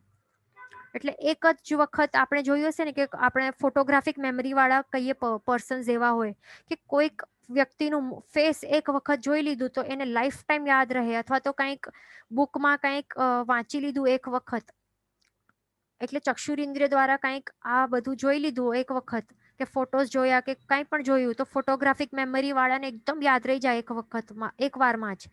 અથવા તો ઘ્રાણેન્દ્રિયજન્ય વાળા હોય, ધ્રુવગ્રાહી નિશ્રિત મતિ જ્ઞાન વાળા, તો તેઓ માત્ર એક વખત સાંભળે કે કોઈ કે આવું કહ્યું તો word to word same to same એને યાદ રહી જાય ઘણા વર્ષો સુધી. તો એવા હોય છે આ. કંઈક સ્મેલ લીધી એક વખત તો એ લાઈફ ટાઈમ માટે ઘણા સમય ઘણા કાળ સુધી એને યાદ રહી જાય કે આ પર્ટિક્યુલર વસ્તુની આવી જ સ્મેલ છે, એ બધું યાદ રહી જાય. અને પછી એ કહે આ નહીં, આ તો આની સ્મેલ છે, તો આટલું પ્રોપરલી યાદ રહી જાય તો એને ધ્રુવગ્રાહી શ્રુત નિશ્રિત મતિ જ્ઞાન કહેવાય છે. પછી 12મું અને છેલ્લું ભેદ આપણે આગળ જોઈએ, અધ્રુવગ્રાહી, એનું ઓપોઝિટ છે. રસનેન્દ્રજન્ય અધ્રુવગ્રાહી શ્રુત નિશ્રિત મતિ જ્ઞાન. એ પણ 5 પ્રોસેસ દ્વારા થાય છે. તો એમાં શું થાય છે? આમાં આ વ્યક્તિ જે છે ને એનું ક્ષોભક્ષમ મંદ હોય છે, તો એના કારણે એ શું કરશે? અહીંયા એ કેટલી વખત પણ એ ટેસ્ટ કરશે ને, સેમ ડિશને એ ઘણી વખત ટેસ્ટ કરશે તો પણ એને યાદ જ નહીં રહેશે, એનું જે રસ છે ને, એનું જે ટેસ્ટ છે ને, એને યાદ જ નહીં રહેશે. તરત જ ભૂલી જાય એ ટેસ્ટને, અથવા તો પાછો પાછો ફરીથી એ ટેસ્ટ કરશે ને તો એ ફેરફાર થઈ જશે, એટલે યાદ રહેશે જ નહીં એને. એટલા જ માટે એને શું કહેવાય છે? અધ્રુવગ્રાહી. એટલે કે અધ્રુવ છે, એટલે કે સ્થિર નથી રહેતું, અસ્થિર છે, એટલે કે યાદ રહે જ નહીં એને. તો અહીંયા માત્ર આપણે રસનેન્દ્રિયનું, આપણે અહીંયા રસનેન્દ્રિયજન્યનું આપણે 5 પ્રોસેસ જોયા કે અહીંયા, એટલે અહીંયા જે વ્યંજનાવગ્ર, અર્થાવગ્ર, ઈહાપય, ધારણા, એ પણ 5 પ્રોસેસ દ્વારા થાય છે. છતાં પણ આ પ્રોસેસ થયા બાદ પણ એ ધારણા પ્રોપરલી કરી જ નથી શકતો. એ એવું છે એના માટે. એનું ક્ષયોપશમ આટલું તીવ્ર છે જ નહીં, સારું, અને એટલે કેવું છે, મંદ ક્ષયોપશમ છે. એટલા માટે એ તરત જ ભૂલી જશે. આપણે એ પણ જોયું હશે ને, આપણા માટે જ, આપણા સાથે એક્સપિરિયન્સ, આપણે આ એક્સપિરિયન્સ કર્યું હશે કે કેટલી વાર પણ આપણે ગાથા ગોખીએ, યાદ નહીં રહે ને, અથવા તો ફેરફાર થઈ જાય, ગડબડ થઈ જાય આપણે બોલીએ તો, અથવા તો આપણે કંઈક જોયું હશે તો એ પિક્ચર્સ પણ આપણે યાદ નહીં રહે. મૂવી કોઈક જોઈએ તો મૂવીના દૃશ્યો પણ યાદ ન હોય, એ બધું થતું હોય. આખા લાઈફમાં પણ આપણે, હા, આપણે બીજું કોઈકના નામો પણ યાદ ન રહેતા હોય ને. શ્રોતેન્દ્રિયજન્ય અધ્રુવગ્રાહીનું આ એક્ઝામ્પલ છે. નામો આપણે સાંભળ્યા હશે કે એનું નામ આ છે, આનું નામ આ છે, નામ પણ યાદ ન હોય, આપણે તરત ભૂલી જઈએ અથવા તો ગડબડ થઈ જાય. તો એ બધું એમાં સમજવાનું, બરાબર. તો એવી રીતે આપણે કેટલા ભેદ જોયા? આજે આપણે કેટલા જોયા? શ્રુત નિશ્રિત મતિ જ્ઞાનના 12 ભેદ જોયા ને, પણ એમાં આપણે માત્ર કયા? રસનેન્દ્રજન્ય જોયા. કેટલા? 12 ભેદ જોયા, અને દરેક 12 ભેદમાં આપણે 5 પ્રોસેસ જોયા, એટલે 12 5 આર 60 થયા. તો 60 ભેદ આપણે જોઈ લીધા આજ. પણ આપણે સ્પર્શનેન્દ્રિય માટે પણ એ સમજવાનું, એના માટે પણ કેટલા છે? 12 આ ભેદ છે બધા, બહુગ્રાહી, અબહુગ્રાહી વગેરે. એના પણ 5 પ્રોસેસ દ્વારા થાય છે, એટલે ટોટલ થાય છે 60 ભેદ. ઘ્રાણેન્દ્રિયના પણ 12 ભેદ, જે 5 પ્રોસેસ દ્વારા થાય છે, એટલે કે 60 ભેદ. પછી ચક્ષુરેન્દ્રિય માટે કેટલા છે? કેટલા પ્રોસેસ થશે?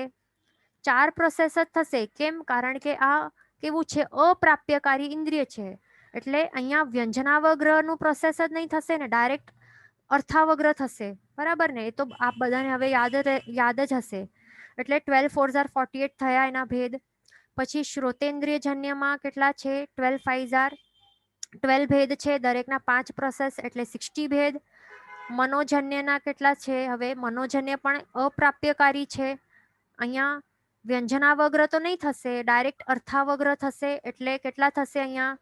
4 પ્રોસેસ, એટલે 12 4 આર 48, એટલે ટોટલ કરશું તો કેટલા થયા છે? થાય 60 + 60 + 60 + 48 + 60 + 48, 336 ટોટલ ભેદ થયા. કોના ભેદ?